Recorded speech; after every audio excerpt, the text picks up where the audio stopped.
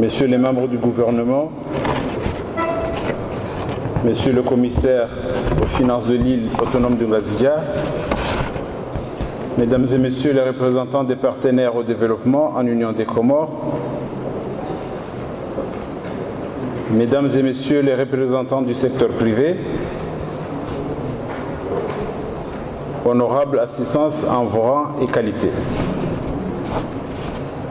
C'est à la fois un honneur et un plaisir pour moi de prendre la parole à l'occasion de cette cérémonie de signature d'un protocole d'accord marquant la consécration de la coopération entre l'Administration générale des impôts et des domaines et la Direction générale des douanes.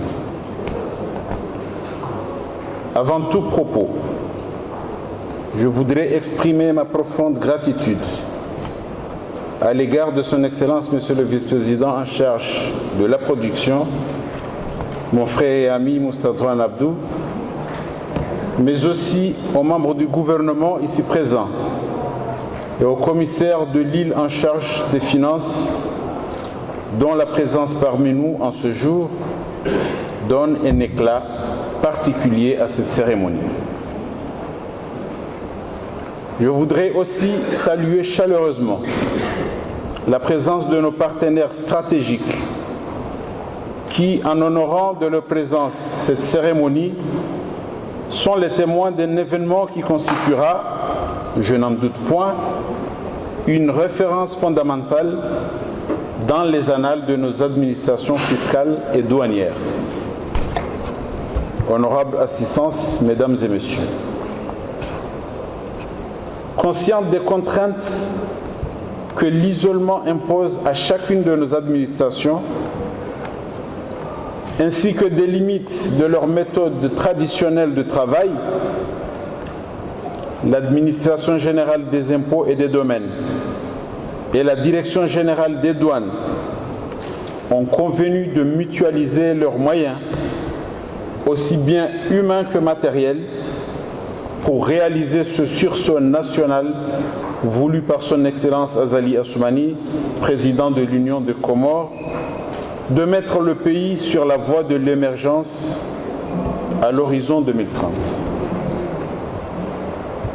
D'aucuns ignorent les difficultés que nos administrations rencontrent dans la réalisation de leur mission quotidienne de collecte des recettes de l'État. Des efforts ont certes été déployés, tels que la mise en place du dispositif de sécurisation des recettes douanières,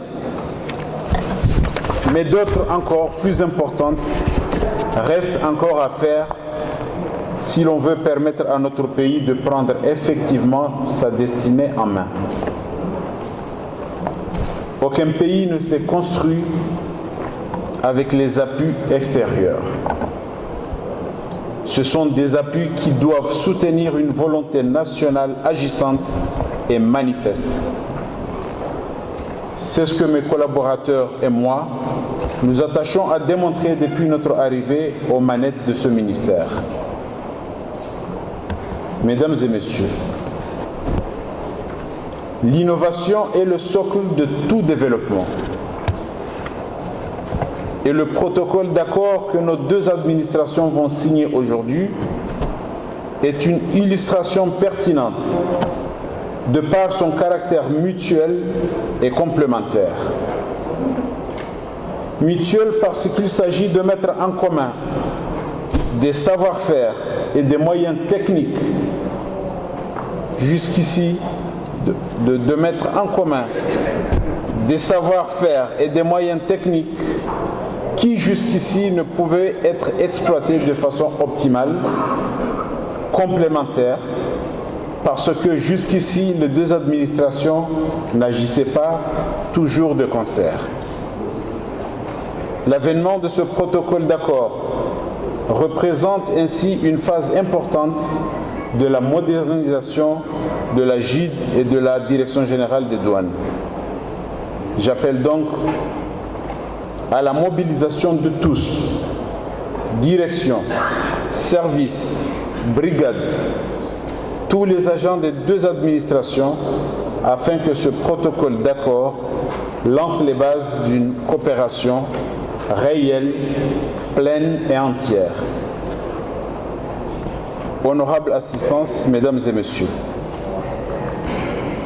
cette coopération que nous inaugurons aujourd'hui comporte aussi l'avantage de favoriser l'accroissement des recettes à travers l'augmentation de l'assiette fiscale qu'il va induire. Mais surtout, il permettra de maîtriser le secteur informel et de lutter contre la fraude fiscale.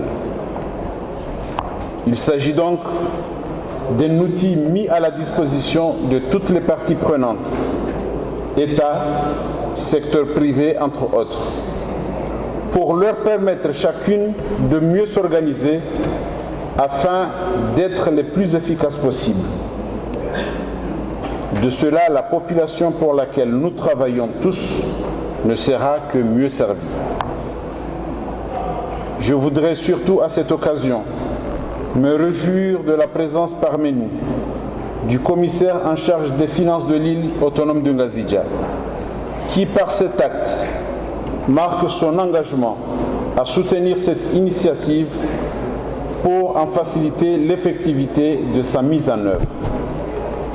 Et de vous informer que les autres commissaires aux finances, celui de Moali et de Nzouani, ont tenu à prendre part à cette cérémonie, mais hélas, les fortes perturbations du trafic aérien les ont empêchés de venir. Je leur exprime ici ma profonde gratitude, car encore une fois, ils contribuent à rassurer les Comoriens du caractère apaisé, initié et entretenu par le chef de l'État, son Excellence Azali Assoumani, pour la gouvernance du pays. À l'endroit de nos partenaires ici présents, je voudrais exprimer tous mes remerciements pour leur soutien sincère et ô combien pertinent. Leur présence à nos côtés est un gage de confiance dont nous mesurons la portée et je tenais à cette occasion à le leur dire de vive voix. Mesdames et messieurs, à l'heure où le président de la République, en répondant à l'appel du mouvement du 11 août d'organiser des assises nationales pour faire le bilan de nos 42 années d'indépendance, donne le signal du renouveau des Comores, le ministère des Finances, à travers ce protocole d'accord entre ces deux administrations, veut faire sienne l'idée de changement qui s'amorce dans le pays en renforçant ses capacités à se mettre au service des enjeux et des ambitions annoncées.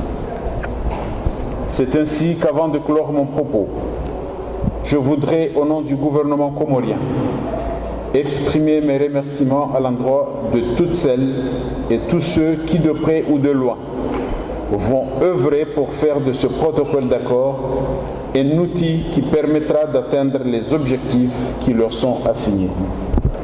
Je veux bien sûr parler des deux directeurs généraux, celui de l'administration générale des impôts et des domaines et celui de la douane, et de tous leurs collaborateurs pour la réussite de ce projet.